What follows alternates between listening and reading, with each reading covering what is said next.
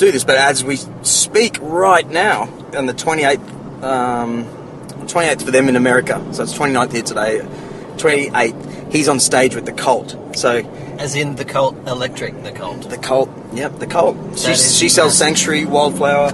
That is so massive. Yeah, it's great, but it goes exactly to how you say. Like Grant told me it was through doing those gigs with Susie DiMarchi that you did. Yeah, right. Yeah, well, she married Nuno Betancourt, who was there, right? Was he in the band? I wanted to ask. Or was he in the band? He played, without sounding like a wanker, he played at the MCG with us when we played with Susie at the MCG, which was for the Mushroom 25th anniversary concert.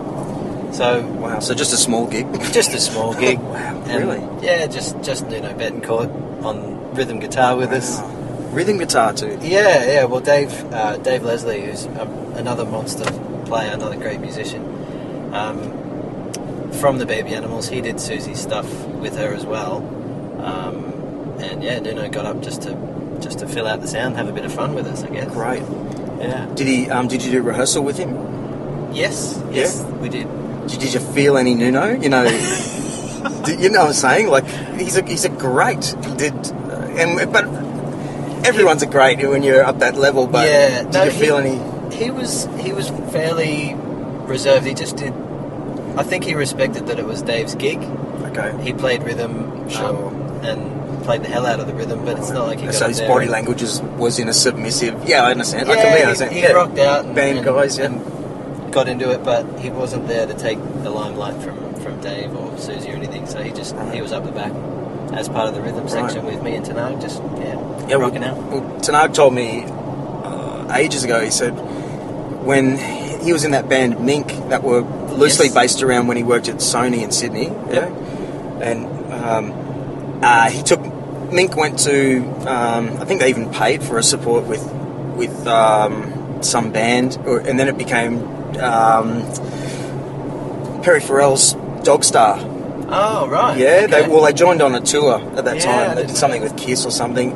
Anyway, Nuno was playing guitar then, and it actually came about like this, like, Grant, bass player, you're a great guy, Australian, speaks well, blah, blah, blah. Yeah. And that's what had led him from being the boy from Rochdale that we met to right now he's in the Cult, So like what you just said, it's everyone needs a drummer though. I'm so envious. Everyone needs a drummer.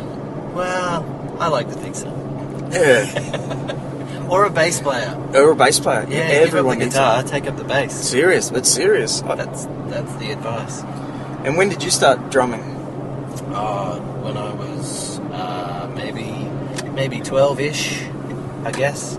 It's difficult to pin down because I just kind of tapped away to the radio or to whatever album I was listening to and developed from there. So I don't really know when I started. Right. Somewhere around 12, I guess. Well, but why? Like I've grown to know your dad and your brother through the Speedway. Like they sometimes be there, and they don't take me as being musical lads.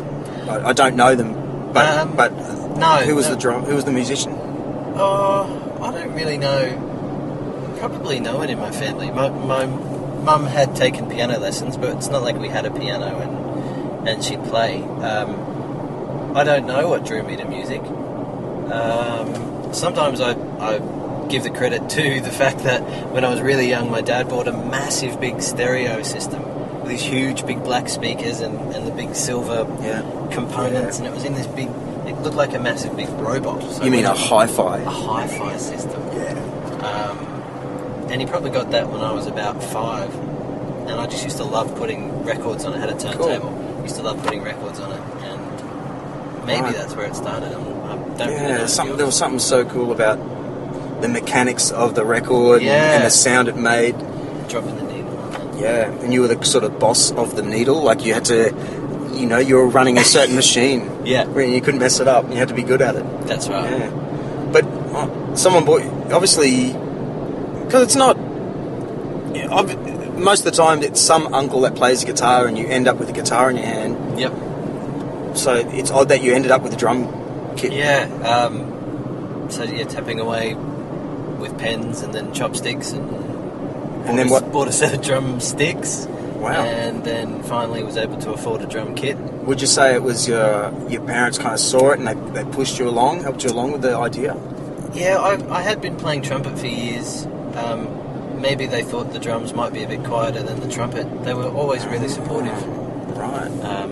And happy for me to... As long as I finished playing by 6, because Dad was like, no, at 6 o'clock the news comes on. So you can play all day, you can play all afternoon, whatever you want, but 6 o'clock, that's when you got to stop. So, yeah, I was supported for sure. And what led you to go to COTA, the music school? I don't know. I was trying to find a way to pursue music.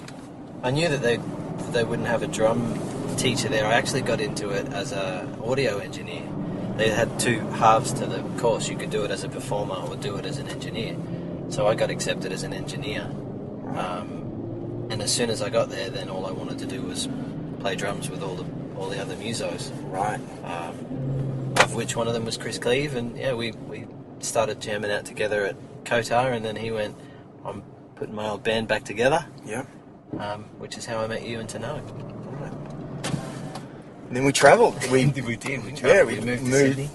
I remember you being so excited that when we first set up in Ashfield in Sydney, and we're 3 or 4 years older than you?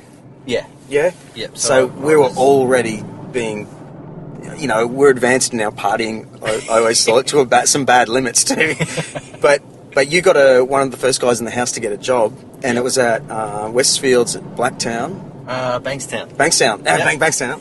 And I was so excited when you brought Ray Arn from the Hard-Ons back to the house. Yes, that's right. Ray Arn. He worked... that was the greatest thing. I think about you every time. I'm on his Facebook, so I've probably told him that over the years 3 or 4 times, and he just never answers me like one of those guys. You got really excited because I think it was either a Christmas party or a product launch or something, and Ray dropped me home. Yeah, he came in. I remember him saying, I said, Ray, you have to come in and meet greatest. Cracky. He is your biggest fan, so he came in and he said he opened the door, pretty sure you actually, and I couldn't believe it. I'm looking at Ray from the Hard-Ons, the bass player, and he goes, so this is the Bullrush house. And I was like, yes, we've made it. We've made it. Ray Arn knows who we are. Yeah. But he worked there for a long time. He'd been there for years and years and years. And I think the company we worked for shut down about 18 months after I started working for them. So it was good while Ray was there, not so good after I got there. Wow. I think I may have given it the kiss of death. Damn, I do that. I do that all the time. I think every job I've ever had, the company has gone broke, except the one I work for currently. So I'm glad you say that, because I've been in theatres and all these sort of things. They all and I actually don't try and acknowledge it at all. I never bring it up. I never. But one just happened. One actually just happened that I'm involved in. I'm like, yep, all smiles. I'm not even going to entertain the idea that. I mentioned Ray just the other day because we were talking about band names, and Ray's other band that I don't even know if they're still around. He had another band called Nunchucker Superfly. Yeah. I still think that is the coolest band name ever. Yeah. If I could just hijack that name, Nunchucker Superfly, I would. Yeah, I think what happened there is the singer from Nunchucker Superfly, like a cool thing happened for the fans, like that Kesh sings sometimes, the old drummer, and the other drummer from Nunchucker Superfly, so they work together for the fans to bring those songs in, but it's like Kesh is there sometimes, or it's the Nunchucker Superfly guy, or this and that, so they've kind of worked out this cool thing where the band's not split up ever. But, hey, do you practice every day? I would love to say that I do, but no, I don't. No, it'd be hard as a drummer. I did when I was a kid. I played a lot as a kid, and I've probably spent the last 20 years benefiting from the practice I did back then. Yeah, right, yeah. That's what I was talking about the other day. Like I said, I'm in a cover band. The singing part I got better at, but my base of timing from all the work we did as kids, the timing is what makes you know, you fit well into any band if you've done that work when you're really young. Yeah, for sure. And playing with other dudes, because you can work on your chops and sit in the room and practice and all of that stuff, and that's great, and it should be done. But what also should be done is getting out and playing with other guys. Yeah. And learning that weird unspoken language between bandmates, that you know when the song's going to lift up or when it needs to drop down, or when the singer's going to take it in a strange direction. You can only do that from playing with guys. Yeah.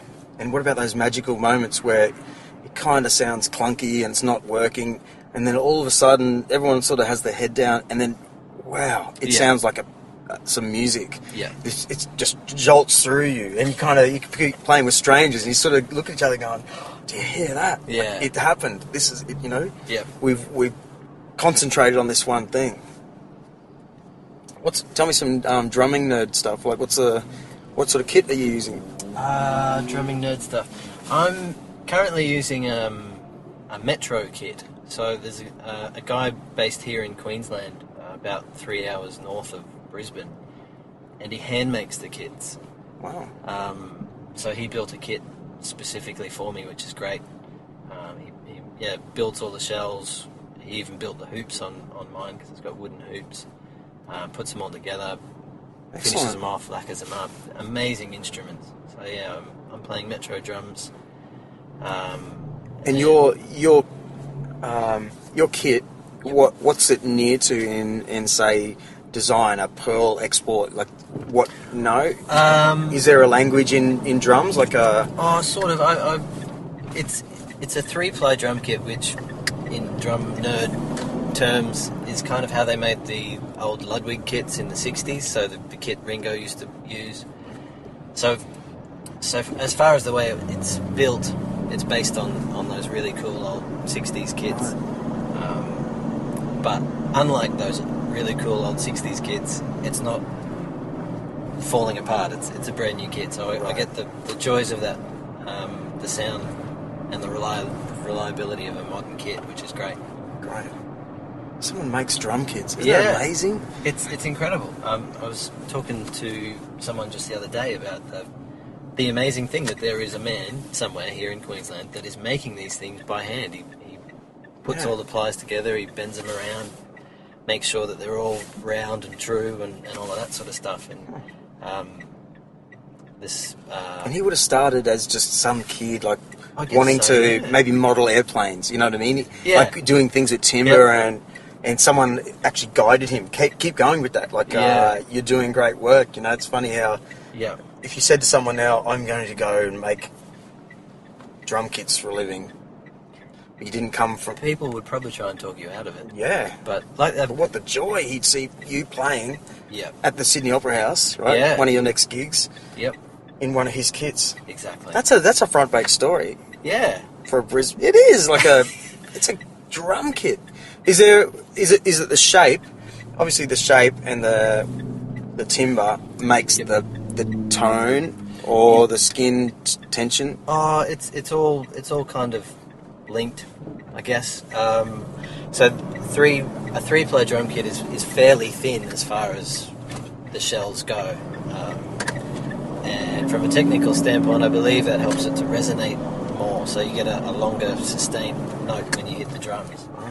But you can make them heavier. I've also got a snare drum made by Metro as well, where instead of having the wood run around in a circle, the grain of the wood goes vertical. Yeah, it's called a block snare or a stave snare, and it's kind of put together. So then potentially had to have one really wide piece of timber and wrap it. It's all little segments like fence palings, and they all slot together, and then he's got to shave heaps of it off because it's obviously all corners at that point, and he's got to round it off.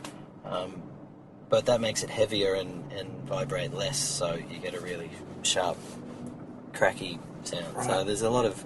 I don't understand the mechanics of building drums very much, but obviously Paul at Metro does. And yeah, as you say, he had a dream at some point, and he's out there making drum kits. You know what happened this week? Right, so my band, we're playing at the Cooley Hotel on Sunday. We're playing the Canungra Hotel tomorrow night, but the Cooley Hotel on Sunday, and that's a great gig.